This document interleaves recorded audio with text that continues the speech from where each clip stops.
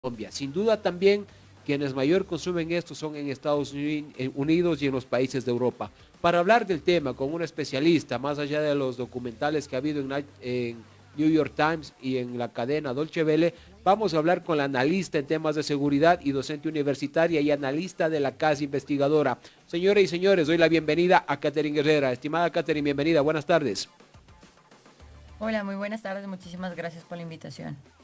Querida Catherine, bueno, vivimos un fenómeno. 2023, homicidios. 2024, incremento de homicidios. 2025, incremento de homicidios.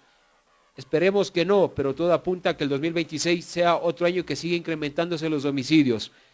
¿Cómo podemos hacer para tratar y qué diagnóstico usted ha realizado con la CAS en su investigación para tratar de frenar y combatir al crimen organizado, que no es un crimen solo del Ecuador, sino de Latinoamérica, Europa y Estados Unidos?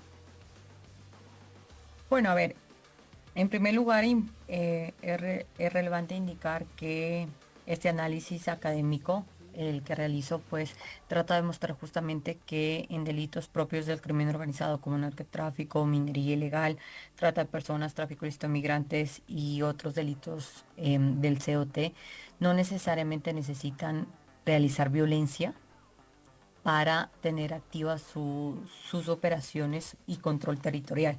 En otras palabras, hay zonas que pueden llamarse como parroquias, ciudades o provincias que tienen la tasa de homicidios intencionales más bajas, pero es ahí realmente en donde opera realmente el crimen organizado y hay la existencia de actores transnacionales que tienen trascendencia en cuanto no solo a la corrupción por parte del Estado, sino también para generar una cooptación por parte de la ciudadanía y que hoy por hoy nosotros estamos llamando crimen organizado a lo que se conoce como un crimen desorganizado, es decir, esos delitos que afectan directamente a la ciudadanía como secuestros, vacunas, extorsiones, que es lo que te produce esa violencia. En otras palabras, el control territorial de estas pandillas o micro pandillas, ¿no? Por la disputa de un barrio o un sector, nace por la necesidad de tener el control de estas economías ilícitas, secuestros, vacunas, extorsiones. Pero esto no le podemos llamar realmente crimen organizado transnacional. Y en, y en otra arista, em, con este paper académico se trata de mostrar que el homicidio intencional no puede ser el único medidor para dar una solución o indicar qué es lo que está pasando en el Estado ecuatoriano para dar soluciones inmediatas o estrategias o incluso política pública. Respecto a la pregunta de cómo reducir la tasa de homicidios intencionales, primero es relevante identificar qué es lo que me produce esos homicidios intencionales, qué es lo que me produce esas muertes violentas, qué es lo que me produce esos enfrentamientos entre estructuras criminales. Correcto. Y lo que te está produciendo es justamente el actor delictivo que tenga el control de esos barrios, pues tiene que ejercer una violencia coercitiva para generar disciplinamiento, para generar adaptación, para indicar que hay un actor criminal que está operando dentro de esa zona. Porque es un crimen que no tiene una jerarquía, que no es organizado, que son delitos por oportunidad que se están manejando en ese sentido. Y claro, para eso tú necesitas primero prevención de violencia social, prevención del delito, inteligencia preventiva y por otra parte focalización en la toma de control de esas zonas. Una vez que tú ya tienes el control de esas zonas, puedes generar la intervención de otras entidades del Estado, ya sea a nivel educativo, social, infraestructura, de planificación, etcétera. Pero eso tiene que depender también de la necesidad urgente que tiene ese barrio o ese sector. Si ese barrio tiene un problema de asentamientos ilícitos, esa es la primera actuación que tiene que hacer el Estado. Si ese barrio tiene un problema de que falta servicios básicos, ese tiene que ser la actuación por parte del Estado. Y cuando hablamos del Estado, no únicamente es un actor por parte del gobierno central, sino también tiene injerencia gobiernos provinciales y gobiernos locales, que dentro del COTAD te indica que hay lineamientos y aspectos propios que ellos deben hacer, que están dentro de sus obligaciones y que obviamente van a contribuir para la baja de inseguridad y estos homicidios intencionales. Pero en el crimen organizado más bien hay que entender que hay que apuntar sobre todo a los nodos logísticos, a estas alianzas con actores privados, públicos que te generan beneficios económicos, que te generan financiamiento, que te generan, por ejemplo, la entrega de estos bufetes de abogados para que puedas salir inmediatamente de la cárcel o aquellos aquellas alianzas con el sector público en donde no necesariamente necesitan que exista un funcionario que trabaje para el actor delictivo, sino más bien entre más ineficiente sea, mucho más productivo va a ser para las utilidades del crimen organizado transnacional. En este paper que se denomina Islas de Paz Criminal significa que estas zonas tienen las bajas de homicidios intencionales más bajas del país, que tienen las cifras más bajas en cuanto a incautación de armas, pero son realmente zonas en donde convergen distintos delitos del crimen organizado transnacional, por tres razones. El monopolio legítimo de la fuerza, es decir, que hay un actor criminal específico que está operando en estas zonas. En este caso del análisis, pues es un actor de las disidencias de la FARC. Segundo, que hay un tema de estabilidad, por qué significa el tiempo que ha estado este actor criminal dentro de las fronteras, dentro de este territorio, que en el caso de las disidencias pues van más de 50 años. Y el tercer punto es la legitimidad, es decir, cómo la sociedad acepta que un actor no estatal esté dentro de su territorio y desplace al actor estatal. Y esto no le podemos llamar por una ausencia del Estado, sino más bien hay escuelas, hay centros de salud, e incluso hay policía, hay fuerzas armadas, etcétera. Pero si es que no cumplen con las competencias para solventar las necesidades que tiene la ciudadanía, esas necesidades van a ser solventadas por estos actores criminales conocidos como la disidencia de la FARC. Querida Catherine, hay algo cierto, el crimen organizado y el lavado de activos en Ecuador están moviendo entre 2, el 3, el 4% se estima según la UAFE sobre el PIB del Ecuador. Es un tema bastante alto para la economía de nuestro país. En base a esa línea también estaba leyendo el paper de ustedes y también que creo que participó el general Gustavo Acosta y ustedes llegaron a varias conclusiones. Sin duda, yo creo que el crimen organizado transnacional abarca a varias personas, a varios sectores y tiene varios tentáculos, hablando coloquialmente, y además de eso maneja muchos presupuestos. Por ponerte un ejemplo también, debo decirte que en un puerto de Amberes, por ponerte un ejemplo, o el puerto de Hamburgo, a una sola persona en el puerto, por darte una información a un trabajador, te ofrecen hasta 45.000 y 50.000 euros. Hemos visto en Ecuador que, sin duda, Ecuador no puede combatir solo con estos grupos criminales, necesita ayudas extranjeras. No lo hemos visto con Lenín Moreno más allá del discurso, no lo hemos visto con Guillermo Lazo más allá del discurso, y hemos visto personas, políticos, politiqueros o políticos de vieja data que se ponen a hablar de política y lamentablemente ellos no son expertos en seguridad.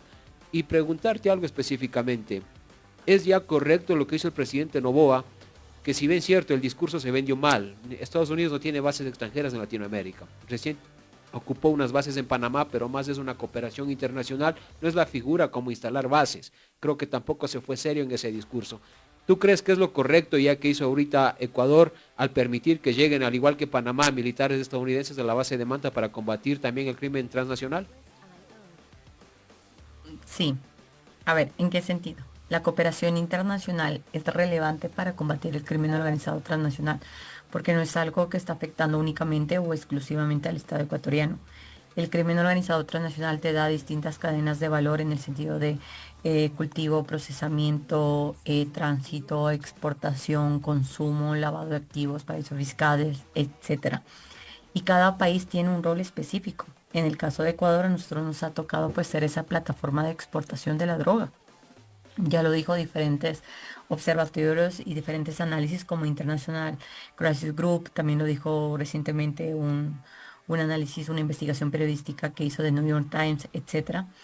Pero sí es relevante entender que la cooperación internacional es un punto clave para la lucha contra el crimen organizado, que no solo debe estar basarse en los intereses que los países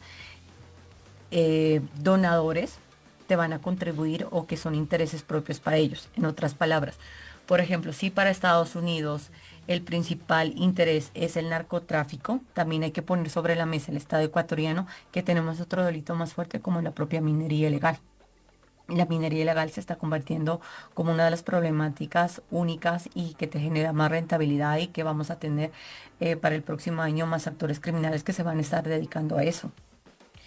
Entonces, la cooperación internacional no es mala, lo que sí estaríamos fallando es la clase de negociación y qué temas estamos poniendo sobre la mesa. en temas de cooperación internacional es un ganar-ganar. Claro, temas que le contribuya al país que va a estar ofertante, pero también cómo me va a beneficiar a mí como país receptor y también que estoy contribuyendo dentro de esa dinámica. Y aquí hay que poner dos cosas claras. El tema de que el personal de las fuerzas estadounidenses, militares estadounidenses, estén acá en el país y vayan a trabajar con las fuerzas aéreas del Estado ecuatoriano es algo que ya estaba previsto porque eso fue un trabajo que lo realizó la anterior presidencia. Es decir, no es necesario, no fue necesario la instalación de una base militar permanente para que tú puedas ejecutar una cooperación internacional. Y eso te lo está demostrando. Eso te lo está demostrando esta acción.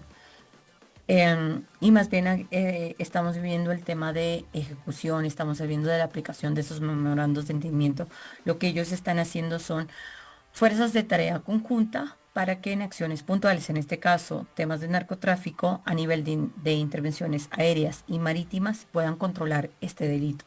Es a largo plazo la cooperación, pero eso no significa que de forma permanente esté en el Estado ecuatoriano. Es muy distinto a que nosotros llamemos a una base militar extranjera. Ahora, el desafío es que no solo se quede en temas de narcotráfico, sino también la capacidad que tengamos como Estado ecuatoriano para indicar que tenemos otros delitos que incluso pueden financiar el mismo narcotráfico, como es la misma minería ilegal, y que es una amenaza que está afectando no solo a la parte social, no solo a la fragmentación de comunidad, del tejido social, sino también a los intereses propios del Estado por el lavado de activos, la corrupción que produce y el robo de recursos naturales. En ese mismo punto voy a leer también el paper que hicieron con la CAS. eh, Y entre las principales recomendaciones, ustedes plantean consolidar el mecanismo de inteligencia conjunta entre Ecuador y países aliados, lo que hablamos ahorita, reforzar el control portuario y fronterizo con tecnología, capacitación y protocolos unificados. Ustedes también recomiendan coordinar estratégicamente al Ministerio de Defensa y a la Cancillería para articular acuerdos de defensa y seguridad. Hay un tema que lamentablemente yo veo en Ecuador y en varios medios no se está tratando con con el tecnicismo y con la experticia que este tema debe afectar a todo el país. Lamentablemente ponemos a hablar estos temas a gente que desconoce y a gente que no tiene experiencia y que se destacan por ser politiqueros, déjenme decirle, y por eso es que estamos viendo la ola de violencia en nuestro país. Querida Catherine, hay algún tema que nadie está hablando y un tema que es muy trascendental. Si bien sabemos, la droga salen por los puertos y en containers. ¿Qué pasa con el crimen? ¿Qué pasa con el crimen organizado portuario, conocido también como crimen portuario? Sabemos que el crimen organizado paga a esas personas, ofrece pagar hasta 40,000, 50,000 dólares solo por información y siguen subiendo por la cantidad de dinero que maneja el crimen organizado en el manejo de droga. ¿Cómo se está luchando contra eso? Yo no escucho a nadie que habla con eso. En Europa se capacita y se previene y se trata de prevenir a los funcionarios de estos puertos para que no caigan en las manos o garras del narcotráfico. En Ecuador nada se habla de eso y tampoco se habla de implementar tecnología. ¿Qué opinión te merece al respecto? Creo que sí se habla, se conoce que los puertos pues es el sitio por donde sale la droga. O sea, tú necesitas Pero como contaminar, tú prevención, necesitas nadie le cortar. escucha hablar de eso, querida Caterina, a Ese es eso me el tema. refería. O sea, tú estás apuntando un tema muy importante que es tanto la prevención de que se genere esa economía ilícita, en otras palabras, de que se genere ese acto delictivo, y también qué pasa con la judicialización del delito. Es decir, que las personas que han estado contribuyendo para la contaminación de containers, que el funcionario que indicó en tales fechas van a dar eh, ese control o van a hacer vigilancia, etcétera, pues no esté dentro de las cárceles. Nosotros nos enfocamos muchísimo en temas, quizás operaciones, pero no hacemos un trabajo de inteligencia e investigación, en donde, insisto, lo más importante en economías del crimen organizado consiste en cortar el traslado de la droga, es decir, cómo yo puedo asegurarme que esa droga no llega a los puertos. Ese es un indicador estratégico que tiene el Estado ecuatoriano para que ese nicho que ya está contaminado, que son los puertos, no siga funcionando. Y una de las formas para que no siga funcionando es justamente que no llegue la droga. ¿Cómo yo logro hacer eso? Pues justamente contener y debilitar el traslado. ¿Qué pasa con las vías? ¿Qué pasa con el control territorial? No lo estamos haciendo. Y eso le corresponde no solo a Fuerzas Armadas, de hecho, Fuerzas Armadas no tiene control de eso, sino también una Policía Nacional tiene estas agencias nacionales de tránsito. ¿Qué pasa con otras entidades que podrían verificar esa situación? Pero principalmente Fuerzas Armadas y Fiscalía. Luego tú tienes justamente que necesita realizar una política pública y enfocarse muchísimo en el tema de puertos. Y no solo de salidas que le corresponde al sector público, sino que esta contaminación, esta alianza, sucede porque hay una cooptación por parte de actores privados. No estamos apuntando a eso. No estamos haciendo una investigación de cuántos gerentes de seguridad de diferentes puertos están trabajando en ello, cómo contribuyen o cómo el simple hecho de omitir ciertas acciones o ciertas funciones contribuyen para que exista ese contrabando. Y claro, tú te enfocas muchísimo tal vez en operaciones marítimas, pero los que van presos son del mando más bajo dentro de una estructura criminal, es decir, pescaderos o estos cangrejeros, etcétera, que por un tema de ganar un incentivo económico te proceden a eso, que realizan esta modalidad de enganche, ¿no? Es decir, tienes el pequeño barco y luego vas a contaminarlo a la gran embarcación. Pero ellos son militantes que pertenecen a la base de militantes, a la primera base, a lo inicial. Y si nosotros queremos contravenir y hacer un impacto directo dentro de los puertos, es justamente ver cuáles son las alianzas y cuáles son esta cooptación que tiene el actor criminal con el actor privado, quienes les indica cuáles son las fechas de controles, quienes les indica cuándo van a hacer operaciones, que les indican cuándo ellos pueden operar con estas contaminaciones, cuándo tienen que salir, etcétera. En otras palabras, si es que tú no te enfocas en los nodos logísticos, comunicacionales, de alianzas con estos, pues vas a tener esta dinámica. Y claro, ese es un punto que, como bien lo dijiste, países europeos, incluso Estados Unidos, lo tiene muy marcado.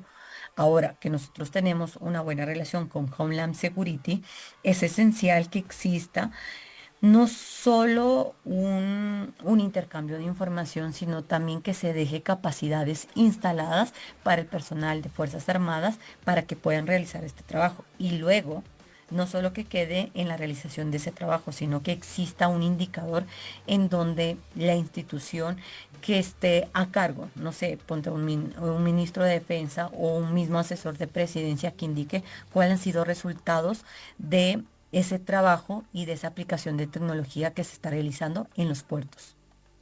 Y hay un tema importante, yo hablaba también y veía un seminario y un conversatorio con el comandante de la Marina y él decía que obviamente están trabajando y se aplaude también el trabajo de la Marina para incautar droga. Me parece plausible lo que se está haciendo por parte de las Fuerzas Armadas, la Marina en conjunto también, pero un tema que yo veo que nadie toca y lo que tú dijiste algo, siempre se habla de la incautación y caen prácticamente los peones en la escala del narcotráfico, lo más bajo, que son los pescaderos, como tú dices, o los lancheros, pero en este tema nadie habla del puerto, nadie habla de implementación tecnológica, nadie habla de poner radares para seguir también a dónde va la droga, y nadie habla de este tema. O sea, yo he escuchado en realidad de monitoreado, de pronto hablan como diagnóstico, pero no como prevención. No tocan ese tema y la cantidad que sale por los puertos es de manera magnífica. En ese mismo punto, Catherine, yo quería preguntarte algo también. ¿No crees que también como Estado ya es momento de ser un poquito ya responsables en el tema del discurso del crimen transnacional? Porque seguimos acá culpando a un expresidente, pero yo veía algo, un tema también en Países Bajos. Ahí está el narcotráfico, se ha metido el narcotráfico en esos países y no se culpa a ningún presidente. Yo vi acá New York Times que hizo un documental muy objetivo, pero de paso culpan a un expresidente. ¿Crees que debemos seguir culpando a expresidentes o crees que este ya es un tema que no solo es de un país de expresidentes, sino es un tema transnacional, como dice su nombre, y debemos ya ser un poquito más técnicos y más serios también con el discurso? A ver, creo que la premisa basa en que no debemos politizar la seguridad ni la defensa del Estado ecuatoriano. Exacto. No debemos dejar en que ciertas acciones sean beneficiosas para la agenda política, sea de tal partido político o de tal movimiento político. En temas de seguridad y defensa es muy técnico. es, ya se pasa el discurso para pasarse al tema tecnicismo. Y claro, si es que hay actores políticos que han contribuido dentro de la dinámica del crimen organizado, tienen que cumplir una sentencia, tienen que formar parte de esto. Pero aquí también hacer una evaluación en que el crimen organizado funciona porque hay una infiltración y hay un financiamiento dentro del sistema político. Sí, es verdad. Y que la dinámica del crimen organizado opera porque hay una impunidad, en el sentido de que esos grandes aliados que les dan financiamiento, que les dan impunidad, que les dan estos grandes bufetes de abogados, que les prestan maquinaria para el tema de minería ilegal, quienes no realizan sus funciones en cuanto a tienen que hacer de políticas públicas, infraestructura, obras, servicios, derechos, etcétera, eso también es una oportunidad para el crimen organizado y tiene que ser sentenciado. En otras palabras, si es que el sistema de justicia se sigue enfocando únicamente en actores en donde realizan visiblemente la dinámica del delito, por ejemplo, extorsiones que han llevado a la droga, que han llevado y otras cosas, y no se enfocan en lo que realmente funciona y motiva al crimen organizado, que es el financiamiento, compra de armas, el tema de generar u omitir ciertas políticas públicas, leyes, no estamos atacando el centro de gravedad de estas estructuras criminales. ¿Qué es lo que te quiero decir con esto? Ujú. Puede haber presidentes, puede haber alcaldes, puede haber prefectos y congresistas, en nuestro caso asambleístas, que trabajan con el crimen organizado. Pero si es que las entidades de justicia no realizan de forma imparcial, independiente, equitativa y estrategia investigaciones que lleven a unir lazos de cómo estos actores criminales operan con el sistema político, nosotros nos vamos a estar basando en actores mínimos que forman parte de la primera base inicial de estas estructuras criminales. Y vamos a tener una generación de crimen organizado mucho más fuerte, mucho más contundente. En lo único que vamos a tener es bajas de cabeza, pero no vamos a tener respuestas eficientes y contundentes para erradicar el crimen organizado. Entonces, si es que hay que investigar a un actor político que hay que contribuir al crimen organizado, hay que hacerlo, hasta asegurar una sentencia. Y una vez que esté en el sistema penitenciario, asegurar que este actor criminal pues tenga una sentencia proporcional al delito que ha cometido y que no se garantice que va a cometer este ciclo de violencia. Pero si es que no tomamos en cuenta a estos grandes actores que son el sistema político, el sistema privado, estas empresas transnacionales que contribuyen, aportan, financian y generan una resiliencia en el crimen organizado, pues lo único que vamos a tener son acciones efímeras exitosas, pero que la dinámica del delito va a seguir existiendo. Así de simple. Una de las grandes razones por el cual el crimen organizado sigue operando y ha tenido una evolución en el Estado ecuatoriano ha sido la impunidad. Impunidad en cuanto a que existe una doble criminalización de los actores delictivos que realmente genere crimen organizado transnacional. Tú no puedes comparar a un financista que te lava dinero, que te financia esa actividad ilícita, que te omite para que generen ciertas operaciones, que compararlo pues con un pescador o con alguien que se dedica, por ejemplo, a temas en el caso del naranjal, los cangrejeros, que estuvo muy bajo la producción, etcétera, y que por temas de amenaza, pues tuvieron que también servir como mulas para el tema del narcotráfico. Nuestras cárceles están llenos de personas que viven de varios periféricos y que forman parte de la parte inicial del crimen organizado, pero no están llenas de personas que realmente financian el crimen organizado transnacional. Qué excelente explicación, amigos. Estamos con Catherine Guerrero, ella es académica y analiza en temas de seguridad y investigadora de la casa. Exactamente son las 16 horas con 34 minutos. Estamos hablando sobre el crimen organizado transnacional y la delincuencia en nuestro país. Sin duda una explicación completa que nos ha dado Catherine Guerrera con su investigación que ha hecho en este paper de la CAS.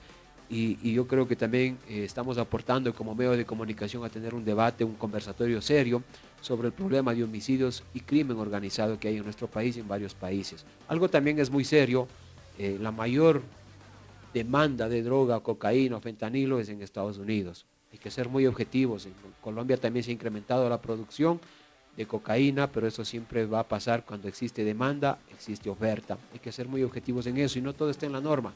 También hay que realizar cooperación internacional y que haya voluntad de combatir a estos grupos criminales organizados. Querida Katherine, agradecerte por tu tiempo, que no sea ni la primera ni la última vez. Un mensaje final que tú quieras dar, bienvenida por favor. Bueno, invitarles a leer esta investigación académica de mi autoría denominada Islas de Paz Criminal, cuando el crimen organizado opera sin una violencia visible. Aquí se demuestra que en zonas donde realmente no hay una tasa elevada de homicidios intencionales es donde realmente opera el crimen organizado transnacional por diferentes índices, y que quizá en el Estado ecuatoriano estamos llevando mal una acción de estrategias para erradicar no todo lo que genera violencia, no todo lo que genera muertes intencionales, podemos llamarle crimen organizado transnacional. Y estas islas de paz criminal son las más peligrosas que tiene el Estado ecuatoriano, porque no solo afecta a la ciudadanía, no solo afecta a la comunidad, sino también está afectando a los intereses del Estado. Y es ahí en donde tiene que estar estrategia, pie de fuerza y sobre todo voluntad política. Así que invitados a ver esto, pueden encontrarlo usted como Islas de Paz Criminal, cuando el crimen organizado opera más allá de la violencia, o también dentro de las páginas oficiales pues de la Konrad Adenauer. Amigos, ya han escuchado, pueden ver este gran paper, esta investigación de la docente y académica y analista en temas de seguridad y investigadora de la CAS, Katherine Herrera. Nuevamente agradecerle a Katherine, gracias por tu tiempo. Volvemos después de un corte comercial. En el segundo bloque estaremos con Carla Moscoso y Diego Ortuña. Regresamos.